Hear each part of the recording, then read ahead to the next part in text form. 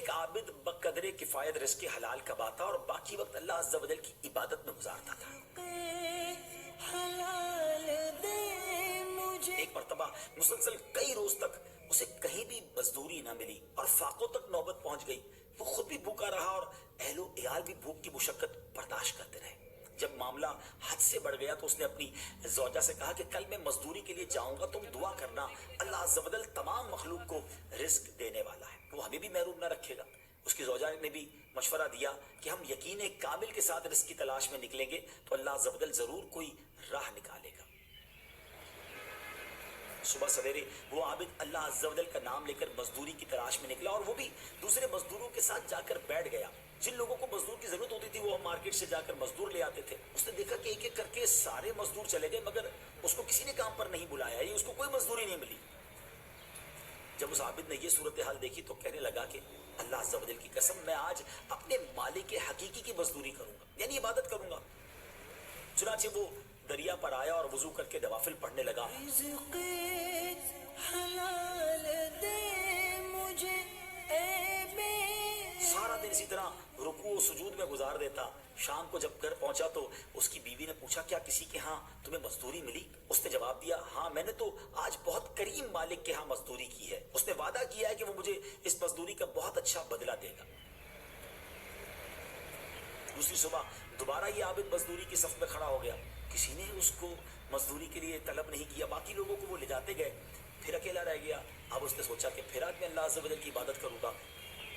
پھر دریا کنارے جا کر عبادت کرنے لگا اور جب شام واپس گیا تو بیوی نے پوچھا کہ آج تمہارے مزدوری تمہیں ملی، کچھ پیسے لائے؟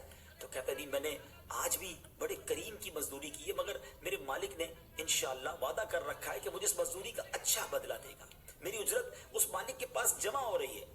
اب فاقوں کی ماری زوجہ ہے، گھر والے میں بھوک ہے، وہ یہ بات سن کر جھگڑنے لگی شوہر سے کہ کئی دن سے فاقے چل رہے ہیں، بچوں کی حالت ایسی ہو گئی ہے کہ دیکھی نہیں جاتی، ہم میں سے کسی نے بھی کئی دنوں سے ایک لقمہ نہیں کھایا اور تم جس مالک کے یہاں مزدوری کر رہے ہو اس نے تمہیں آج بھی تمہاری اجرت نہیں دی ہے، اس طرح کیسے گزارا ہوگا؟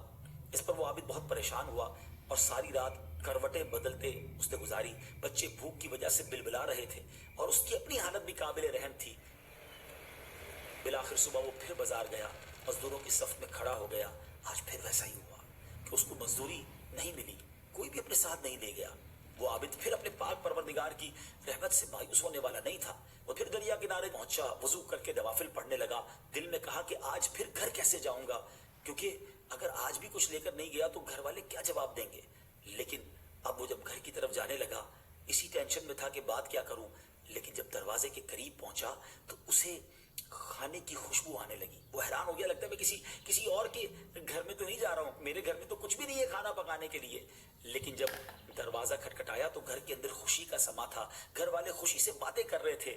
اور جب اس نے کہا کہ یہ سب کچھ کیسے ہوا، گھر والوں نے بتایا کہ تمہارا مالک تو واقعی بڑا کریم ہے، اس کے کارندے آئے تھے، بڑی زبردست مزدوری دے کر گئے ہیں اور انہوں نے درہم و دینار بھی دیے ہیں، عمدہ کپڑے بھی دیے ہیں، آٹا اور گوشت وغیرہ بھی کافی مقدار میں دیا، اور کہا کہ جب تمہارا شوہر آ جائے تو اسے سلام کہنا اور کہنا کہ تیرے مالک نے تیرا عمل قبول کر لیا ہے، یہاں وہ تیرے اس عمل سے راضی ہے، یہ اس کا بدلہ ہے جو تو نے عمل کیا تھا، اگر تو زیادہ عمل کرتا تو تیرا اجر بھی بڑھا دیا جاتا۔ سبحان اللہ، دیکھا آپ نے، یہ تو دنیا میں اس مزدور کے عمل کا کچھ اجر تھا، رب عز و جل اس کا اصل بدلہ تو جنت میں عطا فرمائے گا نا۔ یقیناً اللہ عز و جل کسی کا عمل ضائع نہیں کرتا۔